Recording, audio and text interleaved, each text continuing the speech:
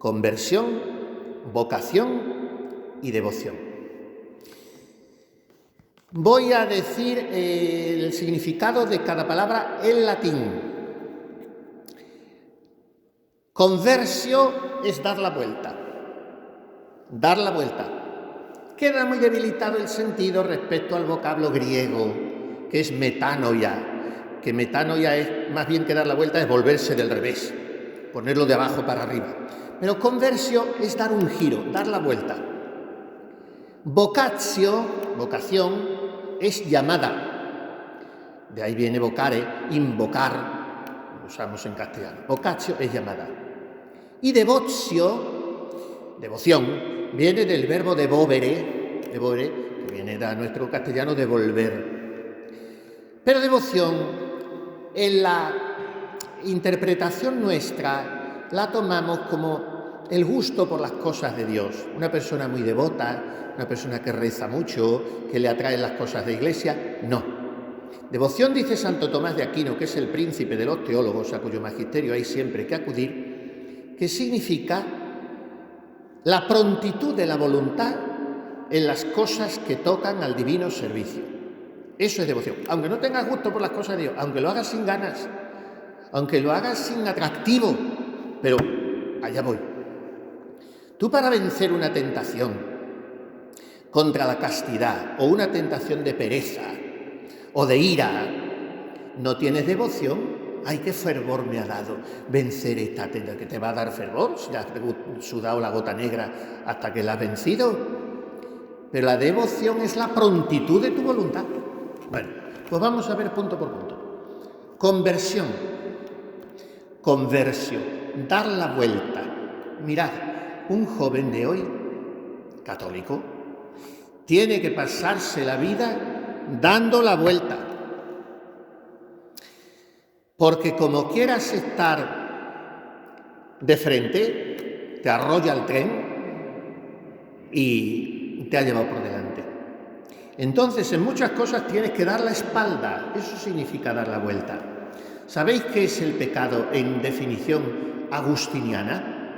San Agustín es un monstruo y es posiblemente el santo más sabio de la Iglesia, aunque luego el que mejor lo sistematiza todo es Santo Tomás de Aquino. Pero Santo Tomás no sería Santo Tomás sin San Agustín, que le precedió 7 siglos.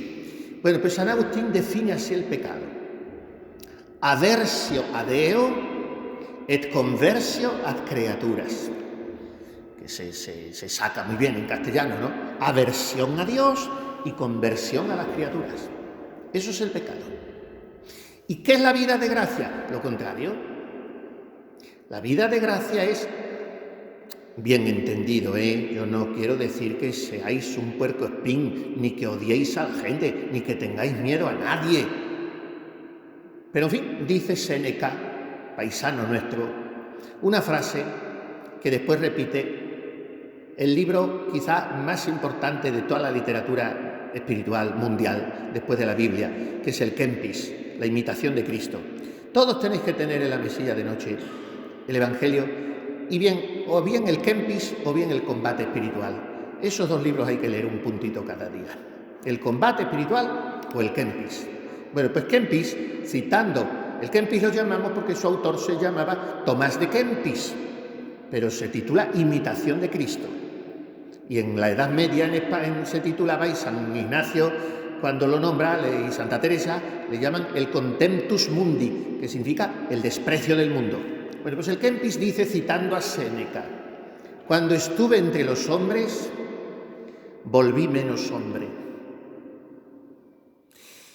Y esto desgraciadamente es así, porque muchas veces el trato con las criaturas nos empequeñece, nos despersonaliza, no nos plenifica. ¿Qué quiere decir entonces? Que el pecado es aversio a Deo et conversio ad creaturas. Y la vida de gracia tiene que ser muchas veces decir no a las criaturas, a esta conversación, a este programa, a este empleo del tiempo, a esta amistad, a este acontecimiento, a esta invitación, a este proyecto de futuro, a este deseo de prestigio, a este afán desmedido de la propia excelencia, a este tirón de mi carne, hacia la lujuria, decir no a todo eso, aversión a eso y conversión a Dios, dar la vuelta a Dios. Entonces la conversión tiene dos interpretaciones. Una conversión como la que celebraba ayer la Iglesia, que llamamos tumbativa, la conversión de San Pablo. San Pablo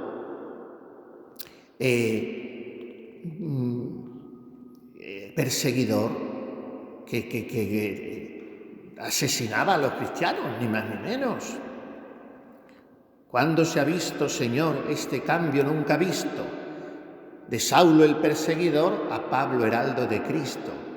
Entonces, camino de Damasco, todos conocemos la historia, le deslumbra aquel fogonazo divino. Dicen que le tira del caballo y en todos los cuadros pinta el caballo. Los Hechos de los Apóstoles, que narra la historia 2 veces, no nombra caballo en ningún sitio. Pero en fin, como tampoco nombra dromedarios con los magos y también los pintamos, y tampoco nombra manzana en el jardín del Edén y Eva, la pobre, para sale con la manzana. Pero un fruto podría ser una sandía. Lo que pasa es que no tenían cuchillo para cortar una taja y la manzana se come antes. Pero en fin, nos inventamos las cosas. Bueno, pues San Pablo lo tiró del caballo. Sí, está bien la imagen, porque en el caballo va uno elevado por encima de lo que es y de lo que vale, y los pies no tocan el suelo. Y esas dos cosas son figura del pecado: creerte más alto de lo que eres y no pisar la tierra con realismo. Entonces San Pablo iba en su caballo, le tira la gracia de Jesucristo, le deslumbra. ¿Y quién eres, Señor? Saulo, Saulo, ¿por qué me persigues? ¿Pero tú quién eres? Yo soy Jesús, a quien tú persigues. Y de ahí empieza una vida nueva de Saulo. Y Jesús le dice las mediaciones que tiene que usar. Vete a la ciudad, vete a casa de un tal Ananías y que haz lo que él te diga, porque Pablo se quedó ciego del fogonazo. Y entonces siguió las pautas que la voluntad de Dios le puso. Y se fue a hacer lo que Dios le decía, porque si no, no hay conversión. No, yo me he encontrado con Jesucristo, ya una vida nueva, porque los conversos son muy atrevidos. Como son muy ignorantes, se creen que lo saben todo, y un converso es una cosa preciosa porque tiene muchas ganas de darse a Dios, pero muy peligroso también, porque va como una ametralladora, entonces necesita quien le oriente. Bueno, eso es un modo de conversión. Vosotros, por la misericordia de Dios, esa conversión, pues más o menos ya la tenéis hecha, aunque no está de más que de vez en cuando también el Espíritu Santo os derrumbe del caballo. Pero en fin, el segundo modo de conversión es una conversión paulatina, es una conversión progresiva, es una conversión cotidiana, donde hay que estar muchas veces diciendo a esto no y a esto sí. Y ese no y ese sí hay que decirlo en público. Y eso muchas veces es incómodo. Porque a vosotros, si tratáis de ser jóvenes católicos coherentes y cabales y rectos, todo el mundo se encontrará en posesión de una patente para decirte: ¿y tú por qué haces eso? Y tú no se lo podrás decir a nadie. Este es el mundo de hoy al revés.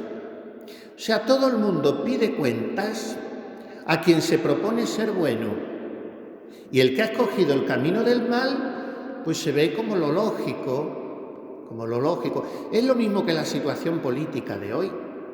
Nadie habla de extrema izquierda, eso se ve como lo normal. ¿Por qué? Porque todos los medios de comunicación están en manos del marxismo, de la izquierda. Eso no se plantea. Se plantea cualquier opción que diga sí a la vida, sí a la familia, sí al matrimonio, sí a la libertad de educación, sí al ejercicio público de la religión, sí a todo eso. Entonces no. Eso es extrema derecha, y eso es fascismo, y eso es opresión, y eso es intransigencia. Eso. Bueno, pues eso os toca, os va a tocar. Eso nos está tocando a todos ya hoy. Y entonces es duro. Bueno, es duro para los perezosos y para los blandos. Para los que nos gusta el combate es apasionante vivir en un mundo así, porque es muy entretenido y tiene mucha emoción la cosa. Lo otro es una pena de beatas cordobesas, de esas que llegas a cualquier iglesia y están hablando todas en el banco una con otras en la iglesia, de ese tipo. Pero los demás pretendemos ser otra cosa, ¿no? Entonces, la conversión es eso. A esto no, y a esto sí. Y lo digo delante del lucero del alba. ¿Y qué pasa? ¿Que no le gusta a usted? Pues beba agua, que es muy buena para los sustos. Y después se marcha usted a su casa y me deja a mí en paz. Y con esa cara dura hay que ir hoy por la vida. Y los bienquedismos llevan al infierno. Tú no tienes que quedar bien con nadie. ¿A ti qué te importa quedar bien con nadie? Si tú tienes que quedar bien con Dios, que es el que te va a juzgar, porque no juzga a nadie de esta tierra. Y con las criaturas, hombre, procura ser educado, ser agradable, sonreír siempre que puedas y ofrecer un testimonio que no levante demasiadas ampollas o escándalos, pero es que a veces las tenemos que levantar. Mirad, tengo aquí un párrafo que he copiado de un muchacho, pero ahora me parece que no sé si lo voy a encontrar, de un muchacho que se llamaba Jesús Palero. Nació en el año 24 y murió en el 50, 26 años. Este muchacho cambió mucho en su vida y se hizo lo vais a ver por lo que escribe, se hizo un joven santo, a través de lo que se hacían santos todos los jóvenes y padres y madres de familia en aquella España que añoramos y que pensamos por la misericordia de Dios un día recuperar, que era a través de la acción católica, que era un gran paraguas donde cabían todos los seglares en su apostolado y en su vida cristiana, no como ahora que uno es de Cefas, otro es de Pedro, otro de Apolo, otro de tal y otro, todos son grupitos y grupitos y grupitos después del concilio, pero antes era la acción católica, ahí cabían todos. Pero además de la acción católica, todos pasaban por lo que hoy os horroriza a vosotros pasar, por los ejercicios espirituales, porque sin un tiempo largo al año, largo se entiende de 4 días, que los que empezaban con 4 días no se conformaban y acababan haciéndolos de 8, y entonces un tiempo largo de silencio total, de reflexión profunda, de oración sincera, de dirección espiritual a fondo, al año, es muy necesario para crecer en vida cristiana, tanto que estoy por decir que es casi imprescindible. Pues este muchacho Jesús Palero era fruto de los ejercicios espirituales. Y en uno de esos ejercicios se pregunta en su diario que está publicado: ¿qué pretendes, Señor, hacer con España? ¿Qué es lo que quieres? ¿Por qué vas dejando caer en nosotros esos pensamientos recios? Señor, tu nombre ha sido invocado y en tu nombre nos hemos reunido y tú estás aquí entre nosotros. Con inquietud apostólica has removido todo mi ser. Tú has vencido en ese afán de santidad que vas sembrando en mi alma. Y entonces se embarca este chico en un proyecto apostólico muy hermoso, que son una especie de colegios mayores que reúnen a jóvenes varones naturalmente, luego surge la rama femenina también, colegios mayores que son concebidos como un hogar para chicos que venían de los pueblos o que eran de la misma capital, y entonces era un colegio mayor donde el eje vertebrador era la vida de gracia, la comunión diaria, la amistad en Cristo entre aquellos muchachos, y claro, todo aquello tenía un reverbero apostólico extraordinario. Estamos hablando, como digo, de la España de los años 40, 50 y 60, y si me apuráis, 70. Y escribe este muchacho sobre el nuevo tipo de catolicismo light, contemporizador, políticamente correcto, deseoso de agradar al mundo, que empieza a ver surgir él en aquellos años ya. Figuraos que estamos hablando de hace 60 o 70. Pero las enfermedades, los cánceres, no salen de un día para otro, se van larvando en el órgano hasta que ya la persona pues deja de comer, o empieza a toser, o empieza a dolerle un hueso, y ya va al médico, y el médico dice: si hubiera usted venido a tiempo, porque el cáncer se ha ido ahí autoalimentando, ¿no? Entonces este muchacho ya muchas décadas antes ve lo que nosotros hoy estamos sufriendo en esta iglesia, donde tantísimas cosas son mentiras, menos el mensaje de su divino fundador, que no puede pasar nunca, aunque quiera tergiversarlo quien sea. Y escribe así: estos católicos de nuevo cuño, que no entienden de otro catolicismo que el que dejó escrito el Maestro por aquellas campañas de Palestina, sienten que les duele Cristo en lo más íntimo de sus entrañas, que no les asusta la santidad, que no les gusta ese catolicismo a lo cine, que no sirve para nada, que no exige nada, que es un estorbo y una comedia, que quiere meter en el templo el paganismo de la calle, que no llena esa inquietud que Cristo prendió en sus almas, que ven en el Maestro Santo ese puesto que les emborracha, esa poesía de los líos del campo, de las mieses fecundas, de las aves del cielo. Católicos que han mojado sus labios con el agua que salta a la vida eterna y que no tienen otra sed que las almas, que saben de una alegría que no es preciso comprar con unas pesetas en una taquilla. Estos son, Señor, la esperanza de tu reino que ya apunta. Estos harán que muchos se rasguen las vestiduras y que otros muchos les sigan, chiflados como ellos por el santo ideal que pusiste en sus manos.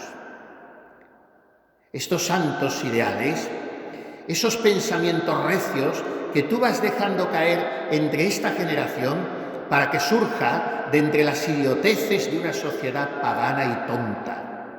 Juventud que con santa impaciencia no puede aguantar más, porque les cuece en todo su ser esa bofetada de falso catolicismo, de exhibición, de cobardía, de lujuria y de codicia, de esa peste que como un humo denso va subiendo desde la tierra hasta el trono de Dios.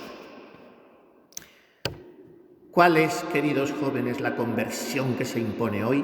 Dar un mentís rotundo a ese falso catolicismo de charanga y pandereta, cerrado y sacristía, que diría Antonio Machado. Porque cuanto más bailoteo y más show en la iglesia, al mismo tiempo más se clericaliza a los seglares, pretendiendo que sean un cura en pequeño. Y lo vuestro es otra cosa.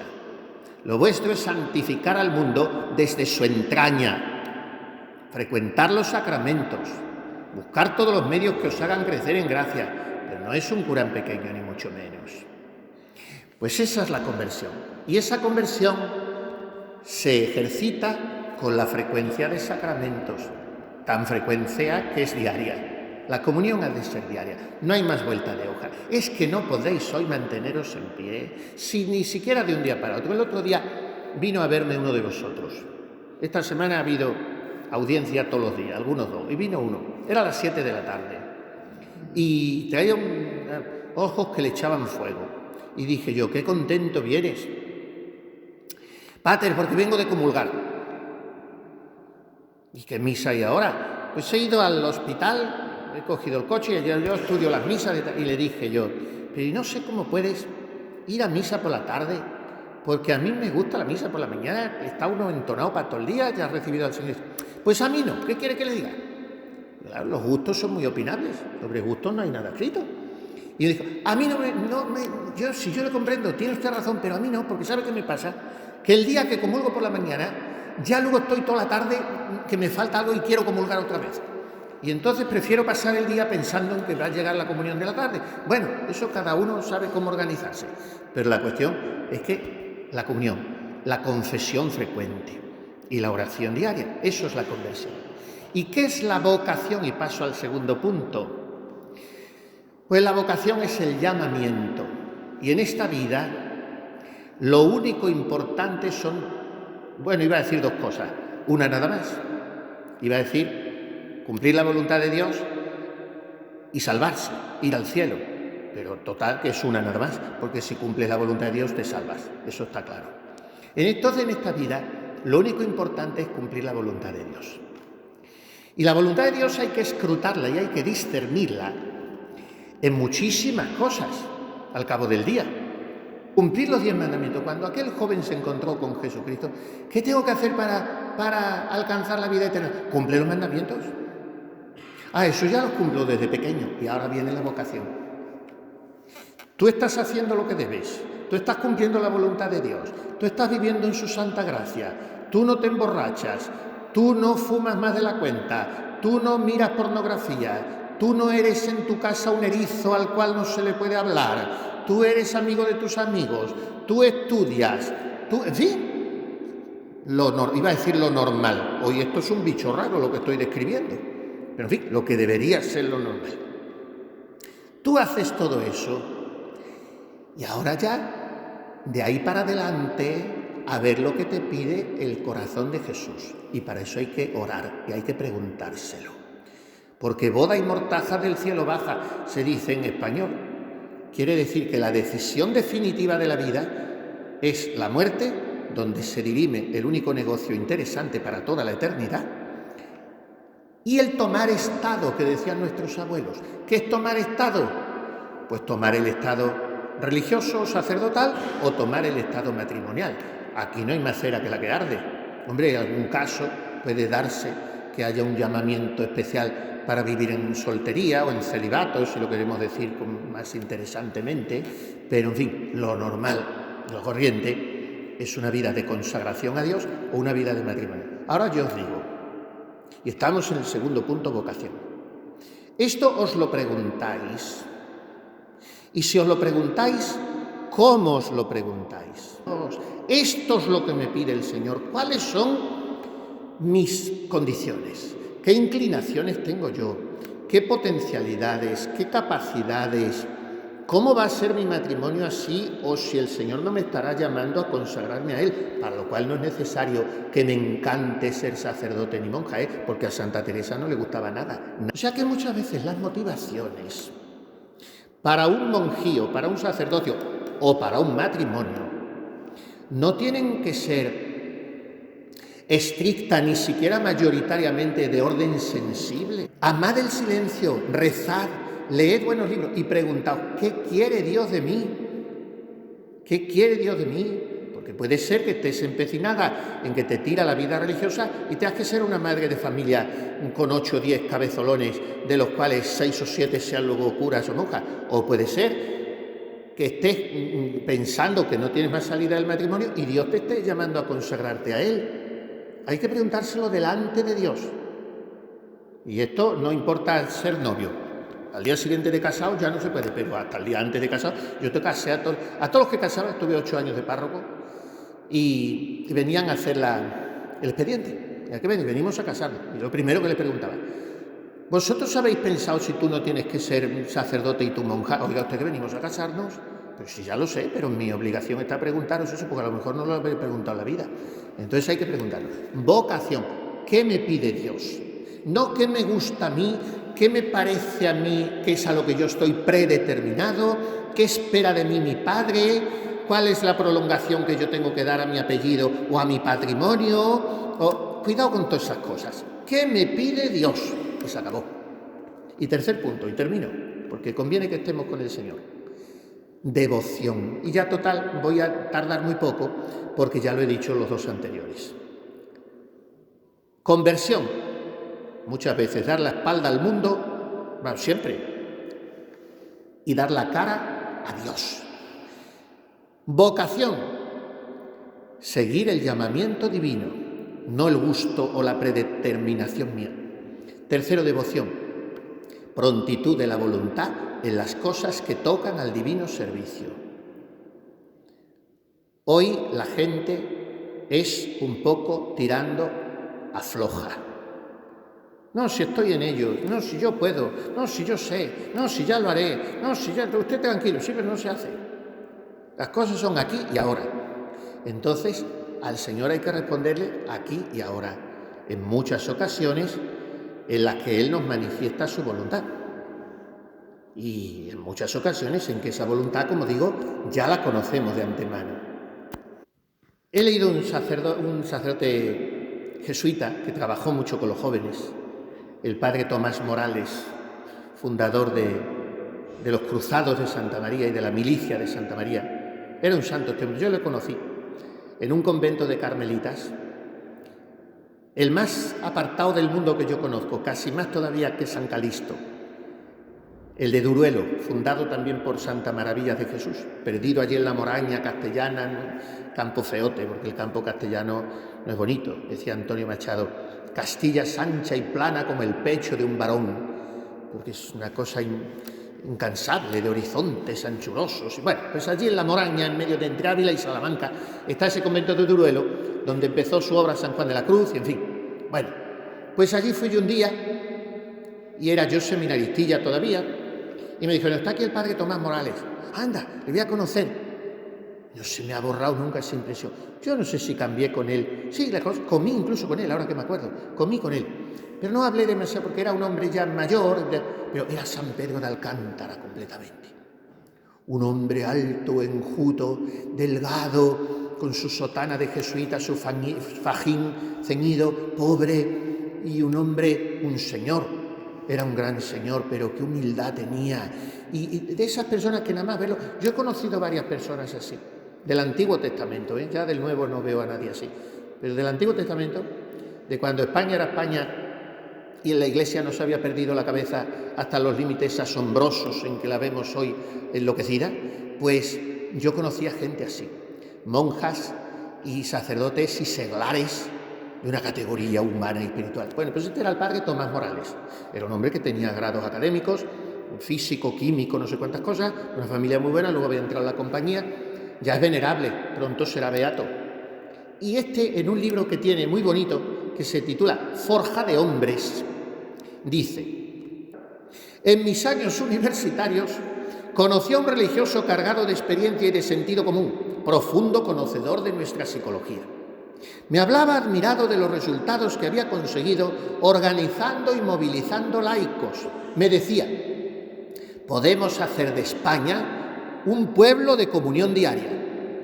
Bastaría proponérselo saltando la barrera del desaliento y triunfando de la cómoda tentación de que es imposible hacerlo.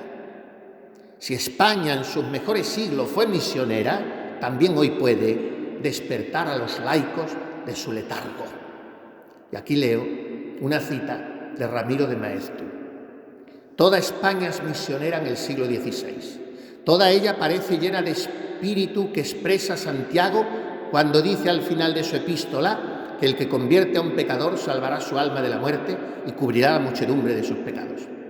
Lo mismo los reyes, que los prelados, que los soldados, todos los españoles del siglo XVI parecen misioneros. La España del siglo XVI concibe la religión como un combate en que la victoria depende del esfuerzo. Santa Teresa de Jesús habla como un soldado. Se imagina la religión como una fortaleza en que los teólogos y los sacerdotes son los capitanes, mientras que ella y sus monjitas de San José les ayudan con sus oraciones, y escribe versos como estos. Todos los que militáis debajo de esta bandera, no durmáis, no durmáis, pues que no hay paz en la tierra. Parece que un espíritu y un ímpetu militar sacudía a Teresa de Jesús de la cabeza a los pies. Pues esa España del siglo XVI tendríamos que recuperarla en el XXI, lo cual no es imposible, pero con la comunión diaria y con los ejercicios espirituales. Y termino leyendo esta cita de San Francisco Javier, nada menos, patrón de las misiones católicas, un hombre que era un bon vivant en la Universidad de la Sorbona de París, que las tenía así detrás de él, porque tenía una facha espléndida, que lo último que pensaba era ser cura, y que tenía una labia que era un encantador de serpientes. En fin, San Francisco Javier, si leéis el Divino Impaciente, ya está todo dicho. Se encuentra con Ignacio de Loyola. Ignacio le propone alistarse bajo la bandera del buen caudillo que es Cristo Rey y ganar para él toda la tierra. Y Javier dice, se acabaron las chicas, y los empenachamientos de mi chulería estudiantil. Y a ser jesuita, y solo toda la vida, primero en la India y luego en Oriente, que le tenían que sujetar el brazo algunos días porque bautizaba 3.000 indígenas en un día, y así se murió a los 44 años. Esto eran los santos de entonces. Y recibía las cartas de San Ignacio y las leía de rodillas y llorando. Y él le contestaba cartas como esta. Muchos cristianos se dejan de hacer en estas partes por no haber personas que en tan pías y santas cosas se ocupen. Muchas veces me mueven pensamientos de ir a los estudios de esas partes, dando voces como hombre que tiene perdido el juicio y principalmente a la Universidad de París, diciendo en la Sorbona a los que tienen más letras que voluntad para ponerse a fructificar con ellas, cuántas almas dejan de ir a la gloria y van al infierno por la negligencia de ellos. Y así como van estudiando en letras, si estudiasen en la cuenta que Dios nuestro Señor les demandará de ellas y del talento que les tiene dado, muchos se moverían tomando medios y ejercicios espirituales para conocer y sentir dentro de sus ánimas la voluntad divina, conformándose más con ella que con sus propias afecciones y diciendo, Señor, presente me tenéis, ¿qué queréis que haga? Enviadme donde queráis, y si preciso fuere, aun a las Indias. Cuánto más consolados vivirían y con grande esperanza de la misericordia divina a la hora de la muerte, cuando entrarán en particular juicio del cual ninguno puede escapar, alegando por sí, Señor, me diste 5 talentos, he granjeado otros 5. Esto, hijos míos, es lo único que interesa en la vida. Poder decirle a los corazones de Jesús y María a la hora de la muerte, aquí tenéis un poquito de lo que me disteis, he tratado de que rentase. Esto pone don José María Pemán en su obra maravillosa, El Divino Impaciente, en labios de Javier, cuando está muriendo él solito, viendo las costas de Sanchán, que su deseo era ya entrar en China, y no se le logró porque quería convertir el mundo entero, él solo. Y dice Pemán, dice Javier, te he confesado hasta el fin, con firmeza y sin rubor. No puse nunca, Señor, tu luz bajo el celemín. Me cercaron con rigor angustias y sufrimientos, pero de mis desalientos vencí, Señor, con ahínco. Me diste 5 talentos y te devuelvo otros 5. Que podamos decir esto al final de nuestra vida. Vamos a pedirle esa gracia ahora por medio de María Inmaculada, nuestra Madre, a Jesús sacramentado.